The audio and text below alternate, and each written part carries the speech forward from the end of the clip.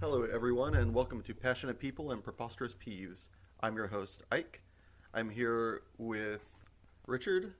Say hello, Richard. Hello, Richard. Nice. I feel like you should have seen that coming.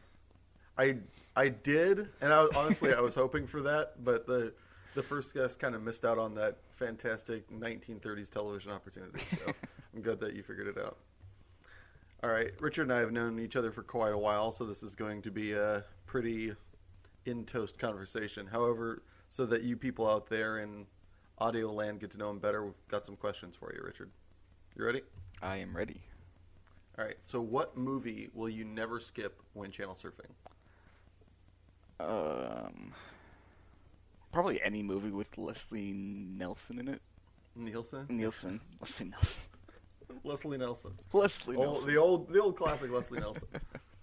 All right, so what was your favorite book growing up? Or what book do you think should be turned into a movie? If there are two different answers, obviously give two different answers. But... I'll give you the realistic answer and say that I didn't really read a whole lot of books when I was younger. That's totally fair. Is there a book that you think should be made into a movie? There's a book I read recently that I think should be made into a movie. It's called Relic by Alan Dean Foster. Ooh, I'll have to put it on the list. Highly recommend. Yeah, I think it was pretty good. What genre is it in? It's, I guess it would be post-apocalyptic, or sci-fi fantasy. Okay. So a little dystopian vibes going on? Yeah, but it doesn't take place on Earth. It takes place out in space, on different planets. Nice. Getting a little some Star Wars vibes? Yeah, kind of. Alright. So what is your favorite meal on a rainy day? Probably, what, chicken pot pie. I couldn't think of I kept trying to say chicken noodle soup, and I was like, that's not it. Those are Chicken very noodle different soup things. pot pie. That sounds Chicken noodle soup pot pie. potentially disgusting or amazingly $1 million idea awesome. Alright, so... I'm leaning towards the Decent more chance. disgusting portion of that. I mean, they're relatively the same thing, right? It's like Just you put have, some bread on top of depending the upon chicken. what kind of chicken noodle soup you have a like either thick or thin, viscous chicken stock based kind of watery substance. You've got starch, you've got chicken, you've got carrots, sometimes potatoes. Like kind of the same, same ball of wax. I mean, they're both fundamentally similar. They both have Exactly. like a wet portion and a dry part. One of them considerably less diverse. So, what is the most overrated restaurant you think? The most overrated? Like, I'll put myself on the metaphorical cross for you. I am very much of the opinion that In-N-Out is drastically overrated when it comes to the way it is perceived, at least by the local population here in California. I agree 1,000% with that. It's like everyone from California tells you, "Oh, you should do it In-N-Out. It's amazing." I went there once. Yeah. It's like, okay, it's a burger. It's on fine. the plus side, it was tasty. On the plus side But with it that was restaurant nothing is once you special. go there once, you've had basically everything there is to eat there. So you get the full experience in one experience. So that is, I'll give them that. But yeah, totally overrated. Especially, it's kind of interesting too. Then when you go to other states, you'll talk to somebody, and they look at In-N-Out the way it's shown in like older TV shows, the way people from other countries look at the U.S. like as if longingly, like it's the greener grass that they haven't gone to, but they've only seen in like postcards or something like that. All they can do is like, wow, you guys have In-N-Out. It's like, yeah, we do. It's not that good. And they're like, no, it must be amazing. All right. But it's in all these things. We're It has just to be talking good. about Like, it. no. All right. So if you could guarantee one of your dreams would come true, which one would it be? I think working on a really big animated film. I think that'd be really cool to have happen. As an animator is what you'd want to do. Yeah. So like Yeah, Pixar yeah. or like something like Shrek size for DreamWorks. Yeah, yeah. If you could work on one animated feature, if you could have worked on one animated feature that has already come out, which one would it have been? Probably one of the How to Train Your Dragon Oh yeah, it films. was a really great franchise. Yeah, it was They really, probably one. yeah, that was one of those ones that like after the first one they said they're making a second one, and then they said they make. I didn't end up seeing the second one. I think until after the third one had already come out. I was just like, ugh, dragging my feet a little bit, but yeah, they really didn't miss. It's very impressive. Yeah, it's like I don't know, probably one of my top favorite trilogies. It's pretty impressive what I think they and like also different angle, but like Toy Story kind of achieved where they really, they kept the same oeuvre, but it didn't get stale at the same time, which is pretty impressive. I feel like you kind of either get to do one or the other a lot of the time, but not both, with such repetition. Yeah. Like Although with Toy Story, I'm feeling a little. If they didn't make another one, that'd be just fine with me. Did you like the fourth one or not so much? Yeah, it was very different, but I liked it. All right. So if you could work any of the jobs you've done over the course of your life so far, which one would it be?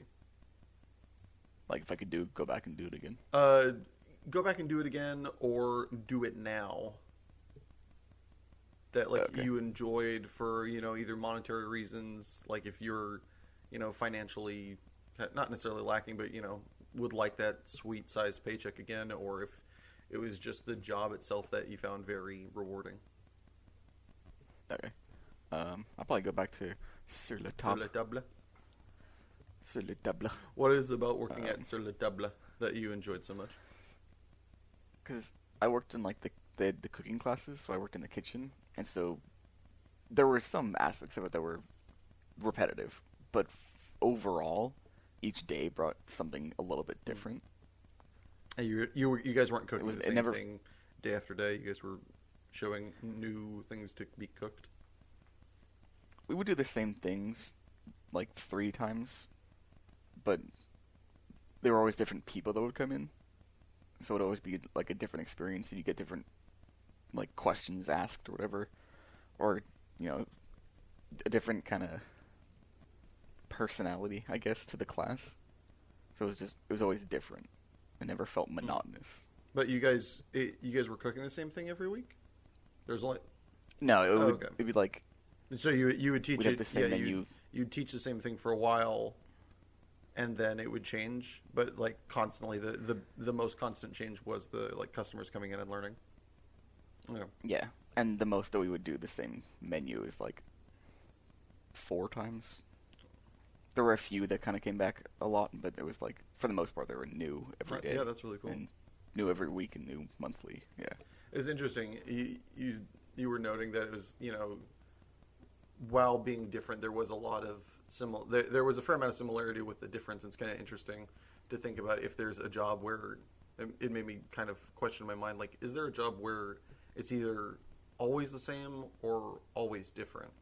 Because that does seem kind of one of those things that is like, while it does sound like really fun, and not to diminish your answer in any way, it just does sound kind of interesting to think about of, is there one that is either one, like, which end of the spectrum or how close to the middle are they all? Because, like looking back at the jobs I did, is there any one that was ever, that seems like one of the kind of mainstays of an occupation is that you're doing probably the same kind of thing in some aspect, It's kind of interesting to think about. Yeah, I think the most monotonous job I had, I worked at a car wash for a bit, and that was pretty. that does seem, other than pretty the monotonous. shade or shape of the vehicle changes, but other than that, it's the exact same job. Yeah.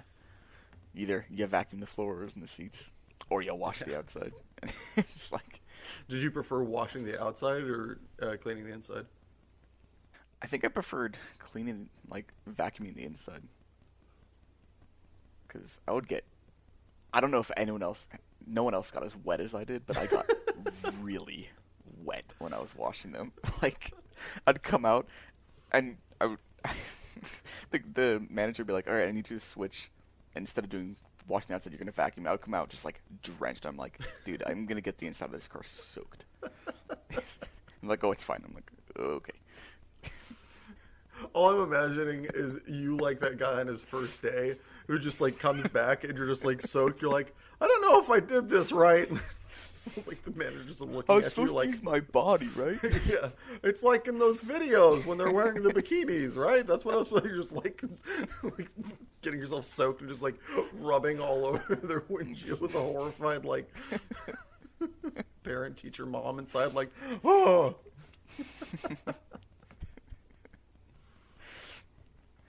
All right, so what do you regret not having done before you graduated high school?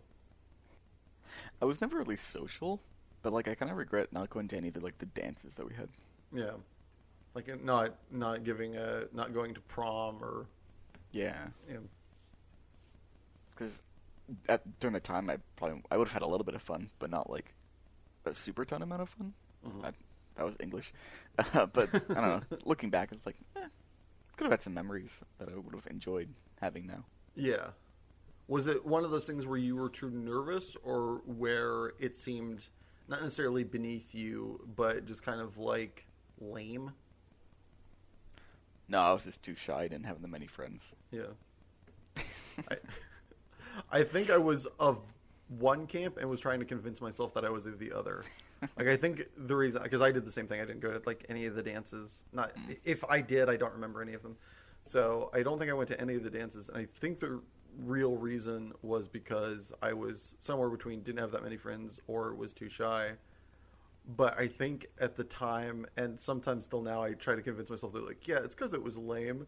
It's like, was it though? I don't actually know if that's true. Yeah. But like I have this like coded memory of being like, proms for suckers. It's like burned into my head. Just a bunch of tools. Yeah, a bunch of losers. While I sit here eating, starch, watching some TV or some movie I've already seen 3 times. Yeah. There's also this one field trip that most people went on. It was like a field trip to Great America. Oh, okay, yeah. It's one of those field trips that was secretly a vacation or disguised as a vacation, or however you want to put that. It was supposed to be like a physics trip where you like do a bunch of like science experiments on the roller coaster, see which way like the centripetal forces are pulling you or whatever. So like the science teacher was like, all right, do these 3 things and then just go have fun afterwards. And everyone's like, Yeah. Okay. And I didn't go because it wasn't expensive, but it wasn't like free. So I stayed back at the school and just like with 2 other people and just worked on homework or whatever. I don't remember what we did, but that's so definitely sad. wasn't as fun. So it was for financial reasons that you didn't go? Primarily. Yeah. Oh, that's such a bummer. Yeah. I'm just imagining a bunch of kids, like now that you said that though, with like going on roller coasters with like sextants and other pointy objects and trying to like measure things going like 50, 60 miles an hour. Just like and they were like paper and cardboard like measuring devices, so they were like terrible. But it still counted as like teaching moments, so it was fine by the school. The teacher was just looking for an excuse to take a vacation while getting paid for it. They're like, yeah, exactly. They're going to measure the looks in like keyword dictionary, centripetal force. Yeah. How many G's are we going to pull on drop zone? Yeah. The principal's like, yeah, all right. They're like, sweet. Walks out of room, fist pumps. It's like, get it. All right. So, what do you wish you had started sooner in life that you currently do now? I'm not sure because there's certain order to things that I did things in that I think have really like made a difference. Like, so I started flying for a little bit, and then I finished to school, and then started flying again. And if I didn't fly first, I would have gone to school a little bit earlier, I wouldn't have met you. And then, so I'm not really sure what would be happening now.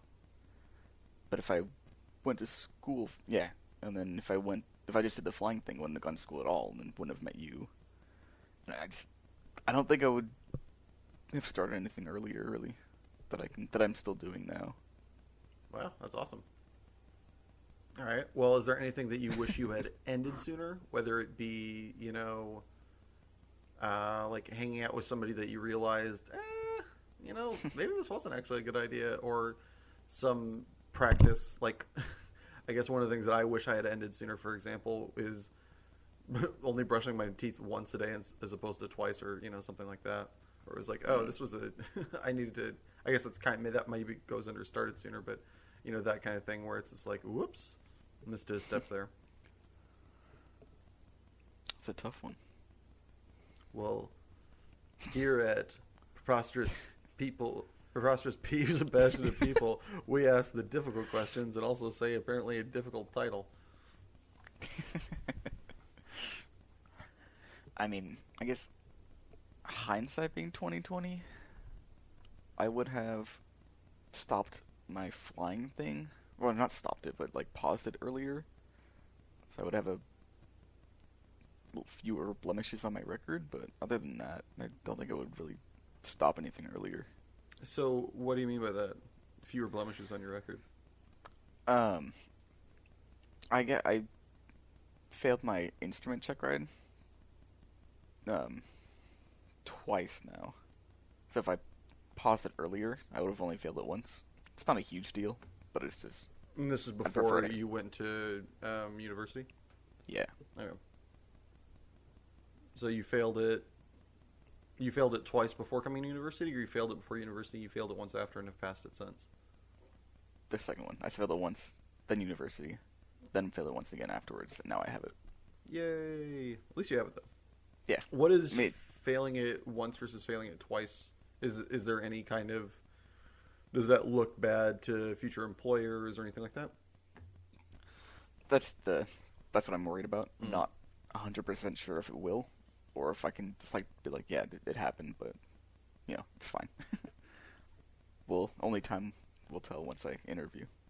Have you gotten the impression that either most people passed it on their first go, or is that not something that you've kind of been able to deduce yet from talking to like other pilots or anything like that?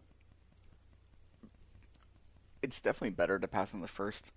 Where I am now, you pretty much most people pass it on their first, just because it's a better schooling system here. But where I started, like everyone, like hardly anyone passed it on their first try. So, well, there you go. Yeah. All right. Hopefully, you people at home now, after hearing all these interesting questions and amazing responses, have gotten a better idea of who Richard is. So before we throw it to our first commercial break, Richard, if you could make sure that listeners of this podcast heard one song, which song would it be? Now, anyone who knows me, this might be kind of random, but it's called Green Fields by the Brothers 4. Green Fields by the Brothers 4? Yeah. All right. So people at home, either pause this podcast and go give that a listen, or while this first commercial break is playing, mute us and give that a listen, and we'll be here when you come back. Have you ever wanted to kill a small woodland creature or break a window but not had the physical strength? I know I have. Now introducing Rock. Rock comes in a variation of sizes and ready to use. Simply put Rock in your hand, raise it back to ear level, and release. See? You've got it! This ad does not condone the violence against small woodland creatures or windows, nor will it be held liable for any inability of use when coming into contact with paper. Alright, and we're back. Thank you very much for returning after our first ad break. So Richard, let's get into this main segment. What is your passion? We touched on it a little bit earlier, but I think flying is my passion. And we're not talking about, like, wings jumping off a cliff and soaring, or falling with style, as the Mr. Lightyear would say. We're talking about like flying a plane, correct? That would be correct. Although it would be cool to follow style and not die. That'd be kind of cool. Like have wings and jump off a cliff and woo. I mean, that's a less than safe thing you can do with like a squirrel suit, but also you can just jump out of a perfectly good airplane with a paper bag attached to your back. Yeah, that's another option. Anyone can jump out of a plane without a parachute. It's just jumping out of the plane multiple times. So, when did you start getting interested in flying? I've kind of always been interested in flying since I was really little. My grandpa was in the military, and he took us being my mom and dad and sister and me up in this little plane every now and again. What kind of plane was it? I don't remember. Probably just a general, probably a Skyhawk, a little Cessna. But I don't remember exactly. I was really little.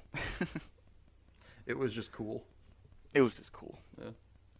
Well, sorry, you were saying your uncle? And my uncle is an airline pilot. So it kind of runs in the family, I guess you could say. But that's not like... It's taking an angular descent down the family tree. Yeah. Do you remember what first kind of... Do you remember when you first were like, this is something I want to do? It was probably at an air show.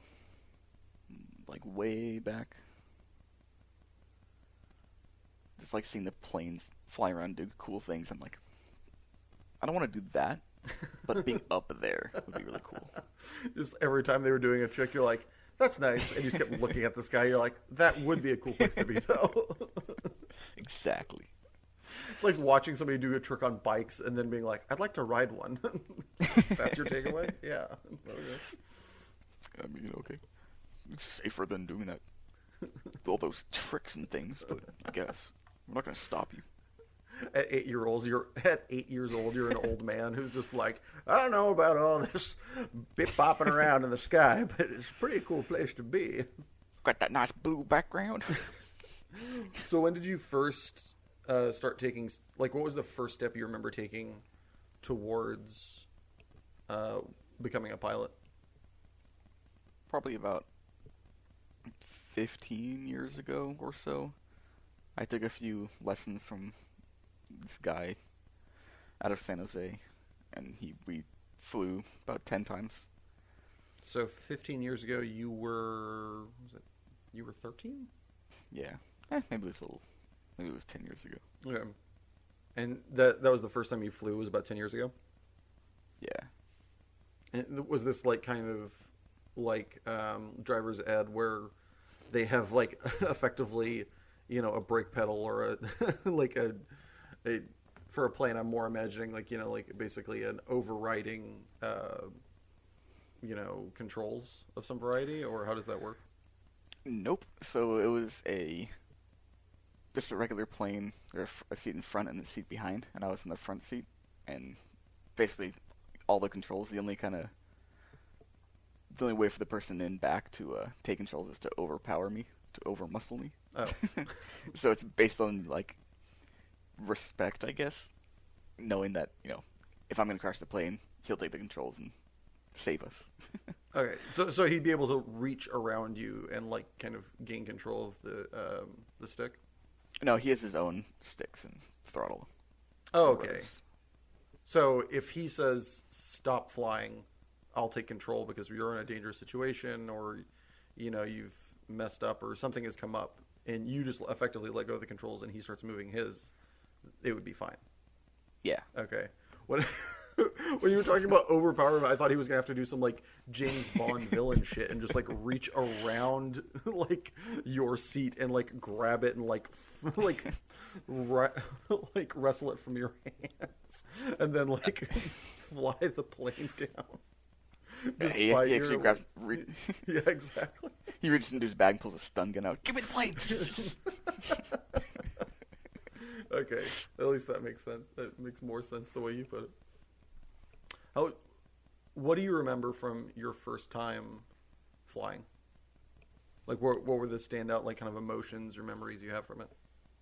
Um, so it was a tail wheel plane compared to a tricycle landing gear. What does that So What does that mean to those there are non-pilots and me at home? there's like the two big wheels in the front, and then there's a one small tail wheel on the very back of the plane. Okay. Is for just like traditional, and then the tricycle is there's one gear at the very front of the plane, and then the two off to the sides, out, like under the wings. Okay. I think I'm understanding a little bit. You know, that kind of traditional yellow plane with like the high wing and it's kind of triangular. Okay. That's the traditional, Mm-hmm. and then the tricycle is like the kind that you see on airliners. Okay. All right. Yeah. And so, like, it's, I don't know why I remember this, but it's like he was very when you're flying on the traditional, you hold the stick back, so like the elevators are up, and you hold that back as hard as you can. That way you don't flip over forwards. Because I can imagine you would be thinking flipping forward would be bad. That's interesting. Yeah. So for takeoff, you basically just pulling back on the stick as hard as you can. The whole time until you're in the air, you're holding back as far as you can until you're. Is that difficult or is that different than with the tricycle? Yeah, you don't with the tricycle. You don't have to do that.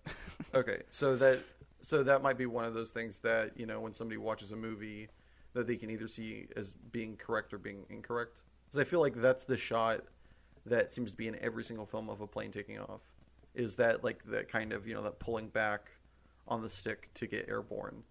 But that wouldn't be true if it was, like a bigger plane or a tricycle styled plane.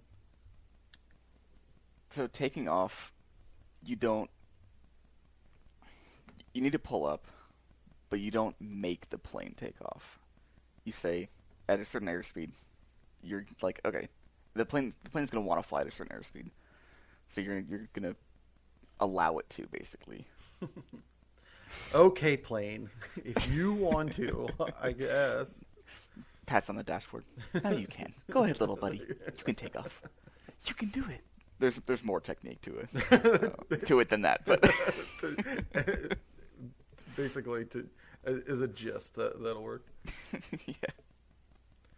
So on your first time flying, was it, for lack of a better term, love at first sight, where it was just like, yes, this is not, what I was meant to do or anything like that, but it felt right? Or was there a lot of, was there some adversity that you had to kind of fight through to get to that, passionate stage of being like, I'm going to be a pilot. This is what I'm going to do.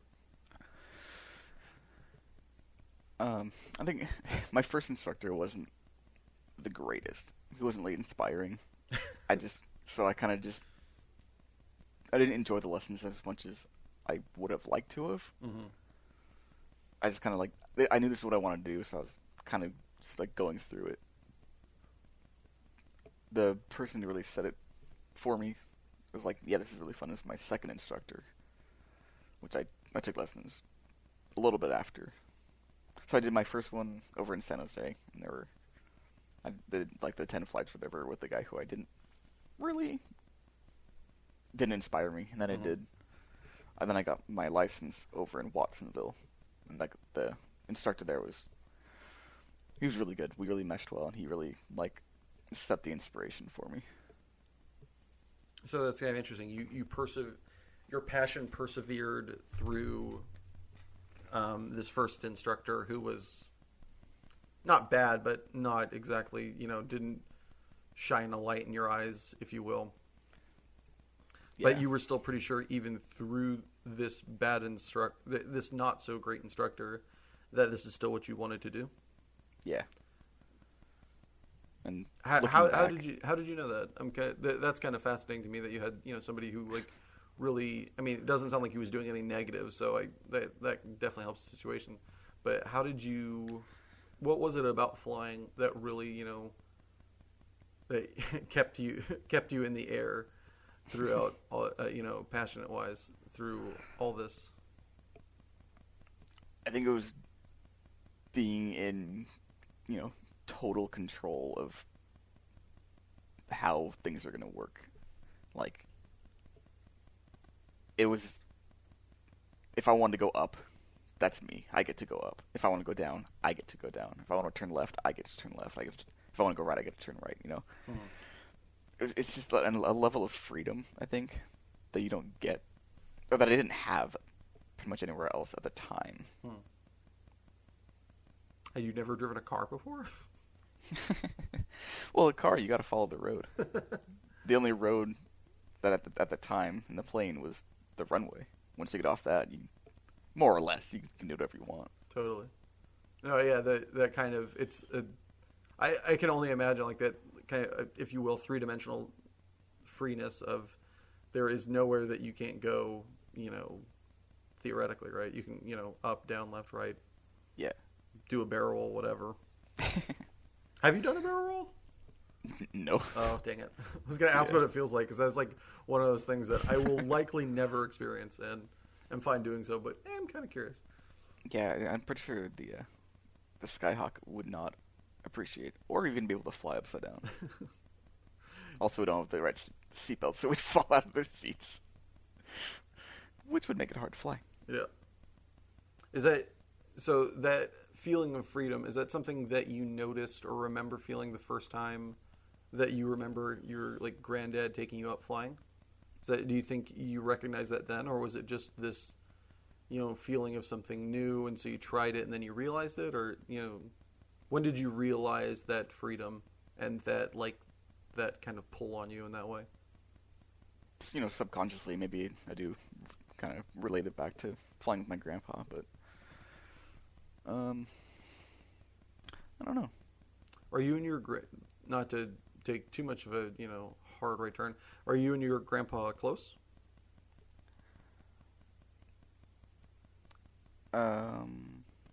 We were, yeah. Sadly, he passed on. Yeah. Okay. So, yeah. So it's kind of like a fond memory of a beloved person in your life.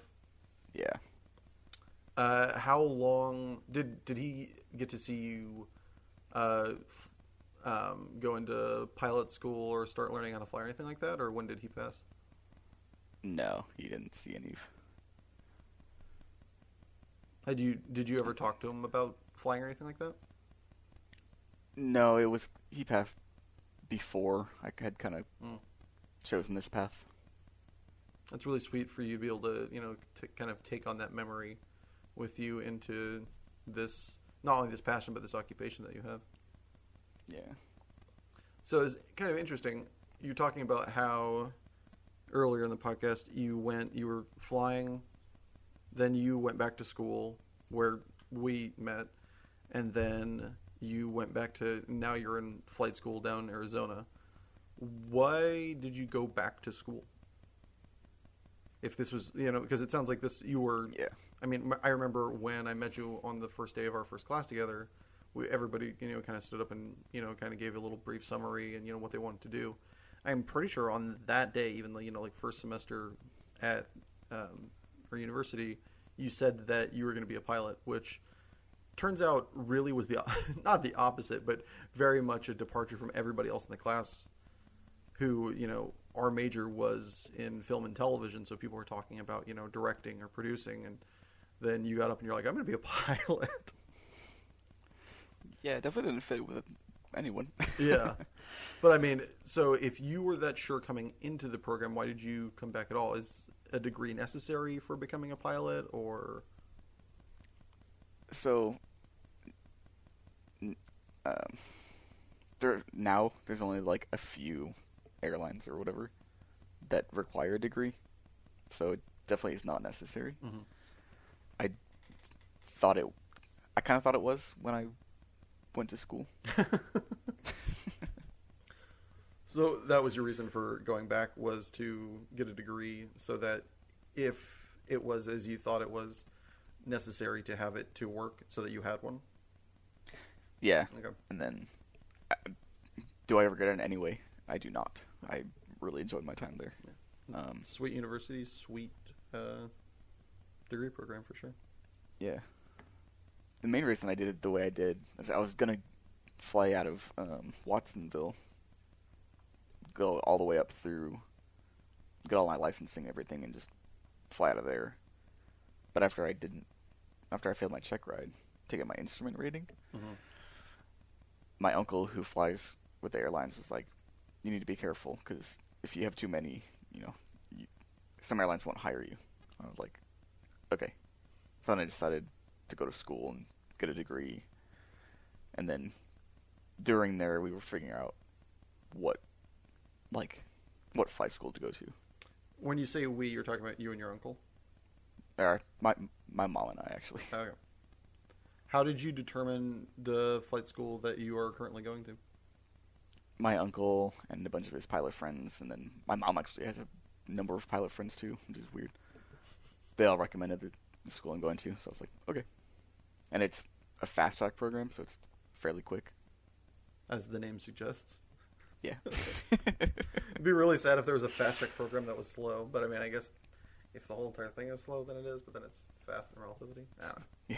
Here's a fast track program, but it takes you 6 years to get through everything. I mean, I'm sure there are, like, the fast track program for, like, being an author is probably, outside of some random exceptions, is probably, like a decade or something like that, or, something bizarre. There's definitely some professions out there that the fast track program is still, like, slow as hell just because of either what's necessary or, like, just time.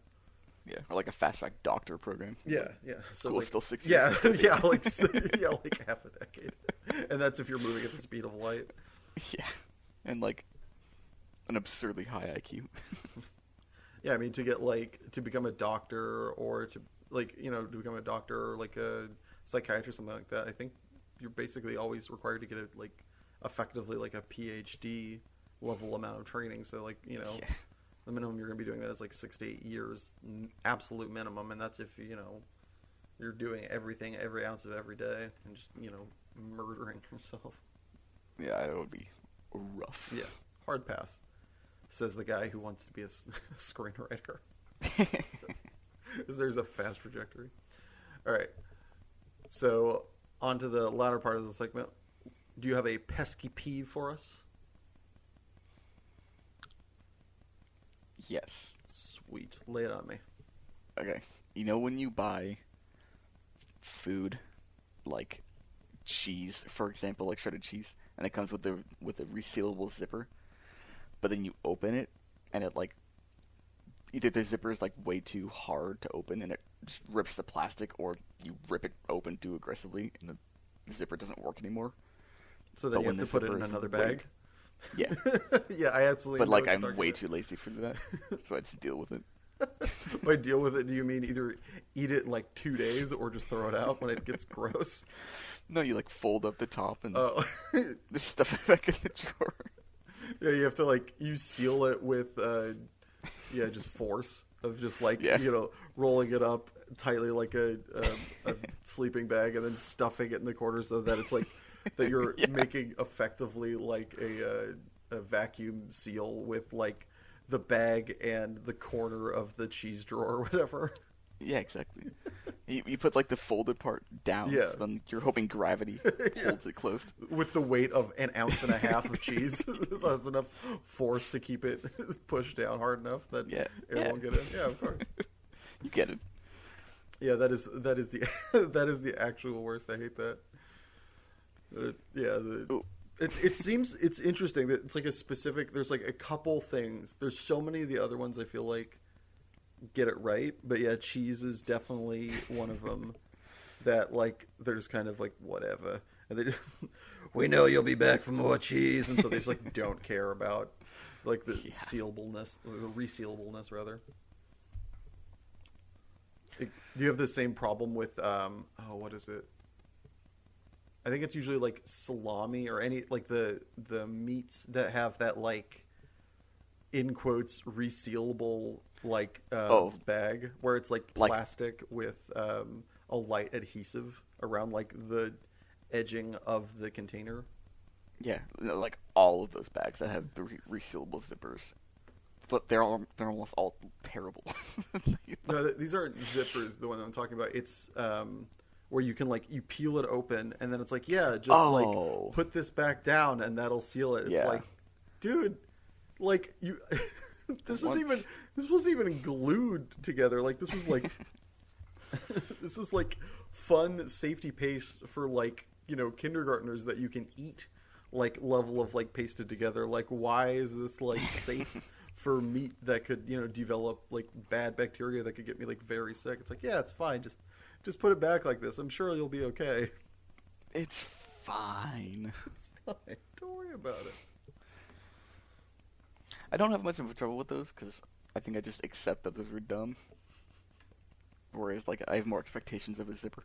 Yeah, totally. That's a very good, fair point. It's like the other one you just look at, and everybody, probably including the creators of the product, are kind of like, yeah, this is not okay. But the zipper definitely feels like, there was a lot more kind of creation in that one. The other one was just like some idiot was like, yeah, you can totally reseal it. And they're like, all right, Ted, we'll go with that. But like the zipper, like somebody created it. It's in like the blueprint of the cheese device, the cheese container.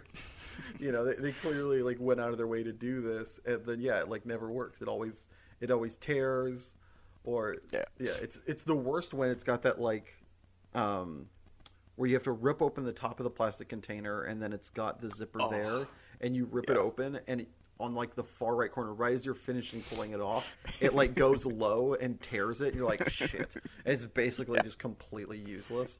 You're like, Or what's with the bags?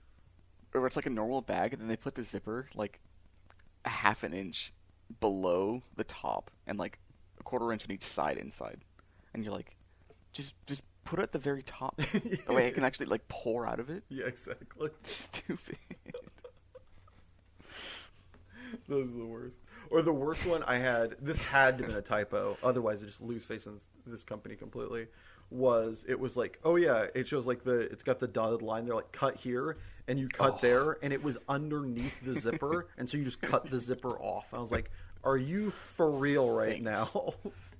And it wasn't, really appreciate it. It wasn't such a small bag that I could just put that bag inside a gallon baggie. It was bigger than a gallon baggie. So I had to then pour the contents into 2-gallon baggies. It's like, come on. Like, you can't, like, make me just, That's awful. So tilting. It's like they're trying to mess with us. Yeah. Yeah, it's just, it's like that, that Family Guy sketch of, like, the Johnson & Johnson guys. They're like, it says no tears. But it doesn't mean there won't be any tears. It's like the people are just like, it says cut here. It's like, yeah, but that's where the zipper is. We know. It's like high-fiving the Ziplocs company. They're just like, sell more merch. Sell more. It's big Ziploc. They're out to get us. I love the idea of the Ziploc guys calling it merch. Like they're at some like con. Can you imagine? They have like a hat. It's like Ziploc merch. Dude, I would buy a Ziploc hat tomorrow. I think I would too, actually. That would be awesome. Just for the looks that people would give you, like, what's with that hat? You're like, jealous. Head fresh. Yeah. Keeps your hair fresh. All right. So, do you have a favorite dad or bad joke for us? I'm sure a lot of people have heard it, but I don't care. It doesn't matter. The best ones have been told. Yeah, and they're always funny. Every time. All right. What do you call a fish with no eyes? I don't know. What do you call it? A fish. I knew the answer, but I really didn't want to be like, oh, this. Just like say it like some dingo. So I was like, all right, let's play along. Answer it like Dad has said it, basically. All right, before we end the segment and go to our second commercial break, if you could go back in time and tell yourself one sentence, what would it be? I would tell myself, don't lie about doing your homework in middle school.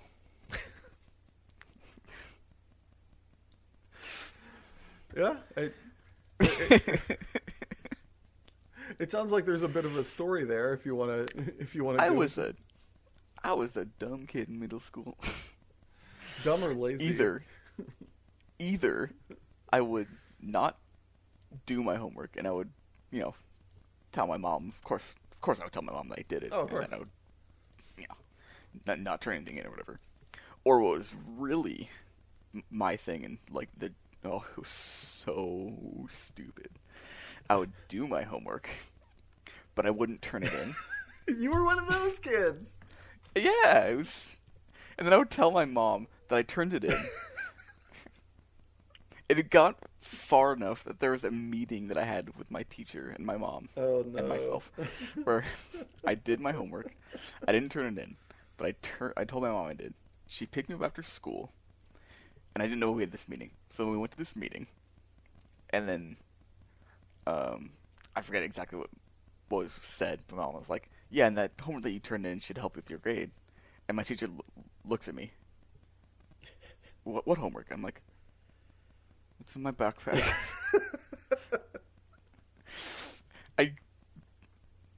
My mom gives me the keys and has me go to the car and get my backpack, and then I walk back in the classroom and I hand it to her, hand homework to my teacher. I'm like, just in shame. You idiot little kid. So this is something I've always been fascinated by. Do you have any idea as to why you didn't turn it in? So I understand the not doing the homework, just being like, I don't want to do that. I got that. But after doing the homework, why not turning in it is something that still to this day flabbergasts me. The only thing I can think of is I didn't want to be judged based on my homework doing ability. Oh. Or So you weren't proud of the work you did. It is just something that you did because you had to. And then when it came to turning it in, it was like, you knew that it wasn't your best, and you therefore didn't want it to be viewed by anybody else? Yeah, I guess. Something like that. That's the only thing I can think of. That's tremendous. And with that fun fact, we're going to throw it to our second commercial break. So see you guys when you come back, or skip through that. Have you ever just looked at fried carbs on a plate and thought, I need to eat those, but it doesn't taste all that appetizing? Introducing catsup. Catsup is a sugary and red syrupy paste that'll overshadow any unappreciated taste. Simply douse the unpreferred tasting object and ingest. Mmm. Thanks, catsup. And we're back. This is our third and final segment. Richard, are you ready for the lightning round? Yes. Who needs sound effects after that? You need to record some lightning. Bang, bang, pow. Yeah. Those will work, right? Hey, Josh, reorder that so that comes after when I say lightning round. No problem, I got you. Lightning round. Bang, bang, pow. Lightning round. Is there a god or Bang, bang, pow. All right. Richard, did you ever cheat on a test in school? Yes. Lions, tigers, or bears? Oh my. I'm gonna go with lions. Favorite dollar menu item? I haven't been to McDonald's in so long. Well, I don't even know what's on their dollar doesn't menu. have to be McDonald's, just like any fast food dollar menu item. Are chicken nuggets on a dollar menu? They are now. Caffeine or alcohol? Caffeine. Are hot dogs sandwiches? Yes. Would you rather step on a Lego shoeless or a cow pie in new shoes late for a date? The Lego. Bow tie or suspenders? Ooh. Can I go with both? First rated R movie you saw? Are any of the scary movies rated R? I think the first one was. Biggest celebrity crush? I don't know if I've ever had a crush on any celebrity. What or how much was the most expensive meal you've ever had? Probably a steak at Outback Steakhouse. Is there a God? Yes. Are we alone in the universe? No. All right. For the final What yes or no lightning round question would you like me to ask to future lightning round guests? I'm not sure exactly how to phrase this one. Or I have two phrasings of it that I'm not sure which are better. The first one is, if you had the power to see the future, but not the power to change it, would you look? Or the other phrasing is, if a wizard were to come up to you and ask you, and to offer you the power to see the future but not change it, would you take it? I wouldn't. I'm gonna outbrain myself and say no. I would not want to see the future because I feel like that's just, for me anyway, just build anxiety of knowing what's coming and not be able to do anything about it. So I'm gonna say no. And that concludes the lightning round and all of its perseverity fastness. Well, thank you everybody for stopping by episode 2 of Passionate People and Preposterous Peeves. As always, I am your host, Ike, and thank you very much for sticking around to the end. Richard, do you have anything that you want to plug or anybody you want to say thanks to? I want to say thanks to all my flight instructors that I've had over the years. Even the uninspiring ones? Well, I mean, without him, I wouldn't. I don't know. Yeah. Might not have got here. Might not have got here. All right. Thank you very much. And also, thanks to Ike for having me on the show. Always, buddy. Thank you so much. And to everybody out there, thank you so much for tuning in. And remember, be kind to yourself and say sorry sometimes. Thanks, everybody.